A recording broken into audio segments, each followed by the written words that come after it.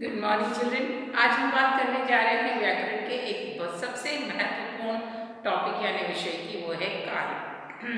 काल का मतलब होता है समय। अगर हम देखा जाए तो कोई हर एक काम को करने का अपना एक समय होता है। जब भी हम वाक्य लिखते हैं तो वाक्य को जब पढ़ते हैं तो हम बात करते समय संज्ञा शब्दों का प्रयोग करते हैं, सर्वनाम का प्रयोग करते हैं और क्रिया शब्दों का प्रयोग करते हैं। तो संज्ञा सर्वनाम के द्वारा कोई काम किया जाता है और वो काम के द्वारा ही वो वाक्य पूरा होता है।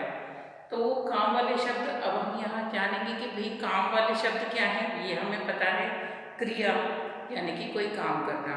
अब जब हम कोई वाक्य लिखते हैं तो हम लिखते हैं जैसे कि मोहन पुस्तक पढ़ रहा है। तो मोहन काम करने वाला व्यक्ति है, संज्ञा है। पुस्तक संज्ञा है जिसके द्वारा वो काम कर रहा है और क्या कर रहा है, पुस्तक को पढ़ रहा है, तो पढ़ने का काम कर रहा है। तो इतना तो हमें ये समझ आया है कि किसी भी वाक्य को लिखने में हमें संज्ञा शब्दों की आवश्यकता होती है या सर्वनाम की, और उसके साथ में क्रिया का होना भी जरूरी होता है, तब वाक्य बनता है। ठीक है, अब वाक्य बनाने में क्रिया शब्द होते हैं, क्रिया यानी काम वाले शब्द। अब जब काम वाले शब्दों से हमें ये पता चलता है कि कौन सा काम कब किया जा रहा है, वो काल होता है। कैसे? जैसे कि अभी मैं बोल रही हूँ कि हम आपसे बात कर रहे हैं, तो ये काम अभी हम कर रहे हैं, तो ये हमारे सामने वास्तविक करंट प्रेजेंट का हिस्सा है हमारे। और मैंने आपसे बात की थी कल, यानी कि वो काम हम कर चुके हैं। मैं आपसे कल बात करूँगी, यानी कि हम वो आने वाले समय में बात करेंगे। तो काल इसी को कहते हैं कि जब कोई काम किया जा रहा है तो उस काम यानी क्रिया को करने का समय काल कहलाता है। परिभाषा देख लेते हैं। क्रिया के जिस रूप से कार्य के समय का पता चले उसे काल कहते हैं। यानी कि कोई भी क्रिया कब की जा रही है, किस समय की जा रही है, उसे हम काल बोलते हैं। अब कैसे पहचानेंगे? तो काल के भेद देख लेते हैं। काल के 3 भेद होते हैं, भूतकाल, वर्तमान काल और भविष्य काल। भूतकाल का मतलब होता है जो समय बीत गया।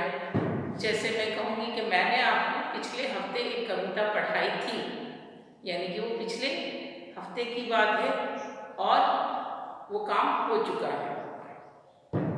फिर मैं आपको कविता पढ़ा रही हूँ, यानी कि मैं आपको वो कविता पढ़ा रही हूँ, वो अभी वर्तमान में हो रहा है, तो वो वर्तमान काल है। मैं आपको कविता पढ़ाऊँगी, यानी कि मैं आपको अगले हफ्ते या अगले कक्षा में कविता पढ़ाऊँगी, तो वो क्या होगा, भविष्य का हिस्सा। तो जो क्रियाएं हो चुकी हैं वो भूतकाल में होती हैं। वर्तमान काल जो हो रही हैं वर्तमान में हमारे सामने, और भविष्य काल कौन सा होता है, जिनमें क्रियाएं आने वाले समय में हों। जैसे कि हमने कहा भूतकाल में मैंने कविता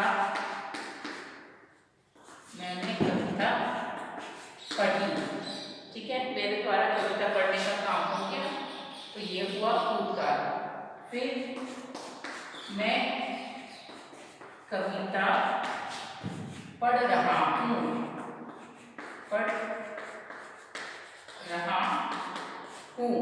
यानी कि वो काम मेरे द्वारा किया जा रहा है, तो वर्तमान काल। और भविष्य में कैसा हो जाएगा, फ्यूचर में, कि मैं कविता पढ़ूंगा, यानी कि भविष्य काल। तो पहला मैंने कविता पढ़ी, यानी मेरे द्वारा वो काम हो चुका है, कर लिया मैंने, गुजर गया, तो वो भूतकाल, जो चीज़ें हो चुकी हैं। वर्तमान काल जो कि हमारे सामने है कि मैं कविता पढ़ रहा हूँ, जो चल रहा है। और भविष्य काल यानी कि जो आप आगे आने वाले समय में करोगे, यानी कि मैं कविता पढ़ूंगा। तो इस तरीके से आप याद रखिएगा कि क्रिया के समय का बोध कराने वाले शब्द काल कहलाते हैं। काल के कुल 3 भेद हैं, भूतकाल, वर्तमान काल और भविष्य काल। भूतकाल में क्रियाएं हो चुकी हैं, बीता हुआ समय। वर्तमान में क्रियाएं हो रही हैं, जो समय अभी चल रहा है।